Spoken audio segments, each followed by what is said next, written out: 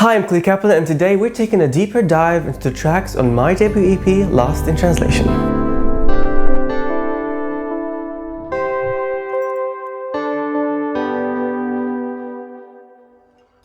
We got a blue bowl filled with 5 papers. They were cut precisely. They were written down. They were folded twice and cut again, so I don't have any bias if I see any track 1. We got Monocopsis. Monocopsis, it's a bit of a complicated song. The beat itself was written when, I don't know, it's around July of 2021. Around that time, I was still in high school. I had this group of friends where we sat together at the end of the school day because we were year 12s and we had one period off. It was 2 boys and 2 girls, me included. We were just sitting down, they were talking, one of them was studying. I was just chilling, I was on my laptop doing stuff. And 2 of them were just talking to each other and basically ignoring the rest of us. I tried to butt in on the conversation because it was a generic conversation, anybody could get in. But I was not just allowed in. And I was like, okay, let's play a game because it was a bit boring, we were bored. So we started playing Hangman. And I was the only one playing. All of them were busy. 2 of them were talking to each other. One of them just spoke to me when I spoke to her. And it wasn't a really good game. And I was like, what the hell? Why isn't nobody hello? So I was a bit annoyed, to be honest, that I was being ignored. So I went home and I made a beat. And I made someone listen to it and they were like, wow, I could see what that sadness, that anger that you were talking about in the beat. And I was like, thank you. Well, the lyrics itself, they're a bit, the perspective changes a bit throughout the song. I begin where I'm talking to the listener. The first lyric was, in my world, it's cute and nice. That was actually just a draft lyric that I came up with because I was like, I don't know what I want to write. The first lyric I wrote for the song was, it hurts to the stars when the bleeding comes from a scar. And I was like, that is way too cheesy. No. I was like, okay, let me think. Because when you're writing, you want to try and just write and not edit. I was like, I don't know, what can I think? I just started rapping to it and I was like, in my world, it's cute and nice. I was like, oh, write that down. And I did. And it surprisingly stayed. It conveyed kind of what I wanted to say. I love the way I kind of play with the meanings of the words that I'm saying in the song. And then in the chorus, it goes to a different, I'm talking to a person. And then the second verse goes back where I'm talking to myself. The bridge goes back to the person in the chorus. So it kind of feels like it's that Spider-Man meme, which is monocopsis means the subtle but persistent feeling of always being out of place. And I think that definitely does encapsulate what I felt while making the beat and while I was writing to the beat. I kind of had some problems recording it because I was I'm not sure if it's a good song. I'm not sure if this is I don't know, I can't. And then I was no, somebody needs to listen to this. I say my truth in this. This is something people need to hear. And I was like, you know what, I'm recording it. And then I contemplated so much on the song, but at the end, it's out, so I don't need to worry about it anymore. But I hope people soak in what I'm saying. Okay, great. Second track, Work in Progress. Work in Progress was actually not supposed to be on the EP. It was more, it just came in last minute while I was not expecting to write a song.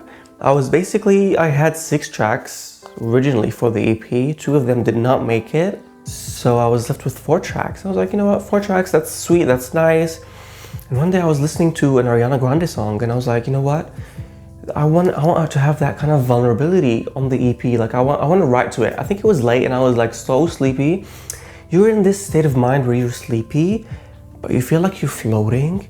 So you feel like you're kind of creatively open. And I was like, you know what? I think I have a beat that was Ariana Grande, Taylor Swift inspired, which I made way back. I was like, let me just fit the words to the song. And I wrote it and I was like, oh my God, I can't I feel like it's so vulnerable and weird for people to hear these kind of thoughts. And I was like, oh my god, this is so vulnerable. Like, I do love the message of the song. It's definitely so vulnerable. It feels so isolated, especially in the verses. My favorite part in the song would definitely be the chorus. I don't know if you can hear it.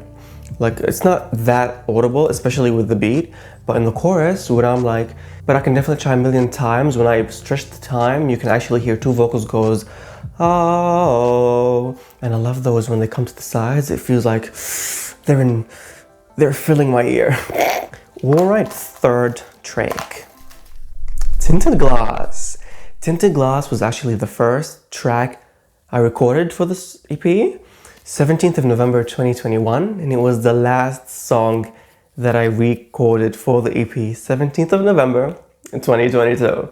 When I thought about it, I was like, wait a minute, did I record the song 2 times exactly a year apart? That was crazy. The song's very beautiful. I love the violins at the beginning. Every time I show someone, they're like, what is that? What is that? What are those strings? And I'm like, it's a 5-string violin.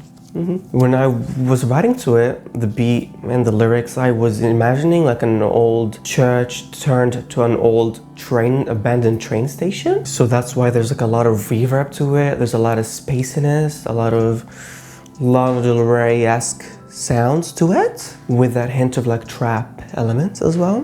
There wasn't exactly someone that I was thinking of when writing this song. Okay, maybe I lied. Like, there was like an ex. But anyways, it's such a beautiful song. The chorus is very beautiful, especially the part where I'm like, I saw it good, but it's so bad, and then my voice goes a bit robotic. And when the second verse comes in, I'm like, I finally see clear, but you still hear that kind of distorted, tuned, robotic to it. It's like, are you finally over it? That kind of Easter egg, I'd say. I'm not sure if it's an Easter egg, but loved it. And fun fact, you can hear like an operatic background vocal at the very end, like the outro. That is actually me.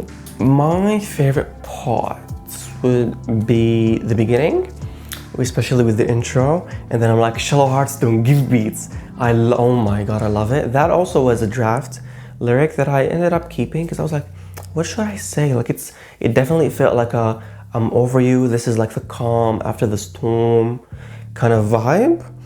So I was like, shallow hearts don't give beats. I thought you would beat it, but you made me defeat it. And I was like, yes, it just feels like it has that oomph, but that relieved oomph. Okay, 2 more tracks. Don't forget to listen to Lost in Translation. Can we talk about the cover art? Amazing, beautiful, spectacular. Can we, like, seriously? Cinematic. Semicolon. This is definitely a track that I was like, should I put this out? I don't know if I should put this out. You know, people do songs and never release them. Like, it's just a therapy for them. But then I spoke to my mentor slash friend slash studio personnel, Gary on. I was like, I'm not sure if I should like release this. And they're like, why? I was like, it feels too vulnerable. I still feel like I have some shame over the situation. And they're like, I get you. But then I was like, I want people to listen to this. I want people who have gone through something similar to feel like they're not alone, like they could process their emotions through the song and see that, hey, people have gone through this and they're fine. Like they didn't close their book. They put a semicolon and continued a new chapter. And I was like, I'm not sure if I should put it. And they're like, it's a beautiful song. And I'm like, it is, like it is. And now, you know what, I kept it. I do feel like it's all underrated so far, but I really hope that people who need to listen to it have heard it and have processed their emotions through it. It was definitely the second song I recorded for this EP around 19th of November 2021. Okay, the first time I recorded it, it was so hard to record, like emotionally. And then I came back to it the next day, not realizing I accidentally deleted the vocals. I was so devastated. We tried so hard to like find backup versions through the files, nothing came up. I was like, okay, I'll come the next week, I'll pre-record. I could not record for the life of me. It was just it's such a heavy topic for me to record, and I was like, I can't, and I left it. And I was like, maybe I should. I'm not gonna put it out. Okay, sure. And throughout the times till the next record, I maybe shelved the EP like 3 times. I was like, I'm not sure if I want to do the EP. Like it's sad. Is it me? I don't know. Like I was just doubting so much throughout my life. And when I came to re-record it, thank God I had some background vocals still there.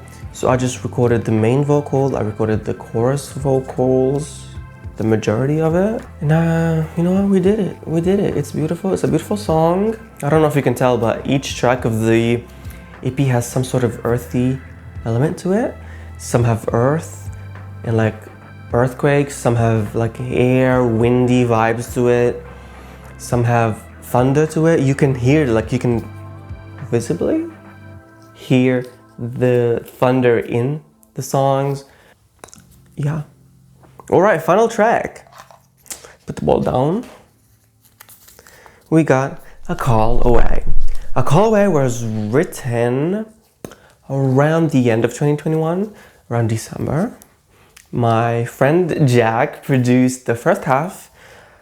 I was like, I'm not sure what I want to write to it. Around that time, I was hearing a lot of Summer Walker on TikTok.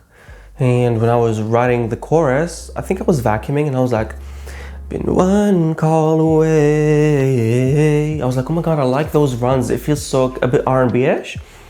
And I was like, let me write to it. I put on like a speaker. I have this mini white mono speaker that lights up.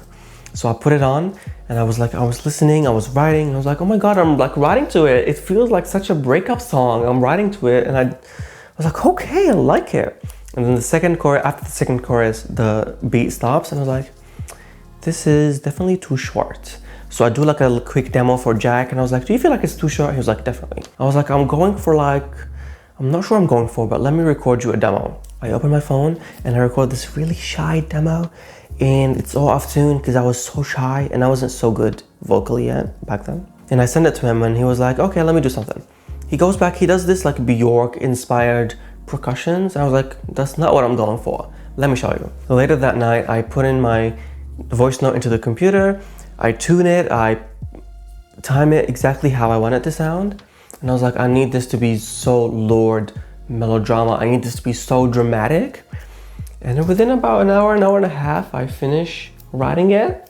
And I was like, this is what I'm talking about. And he listened on text. Like I couldn't tell what he would look like, what his facial expressions looked like. But he was like, oh my God, this is beautiful. This is so melodrama. And I was like, I'm telling you, I know. And it's so beautiful. That is definitely my favorite part of the track. The second half, because it's like pianos and then everything starts to encapsulate and everything starts to rise and it's so beautiful. And yeah, that is all the tracks on my debut EP. I hope you liked the EP. I hope you enjoyed it. I hope you process your emotions with it. It's such a beautiful EP. It's full of layers. It's not something you can pick up on from the first listen, but it's very, very beautiful. Don't forget to stream it. Don't forget to share with your friends. Put it on your playlists. And thank you for listening. I'm Kleo Caplan. I'll see you in the next video.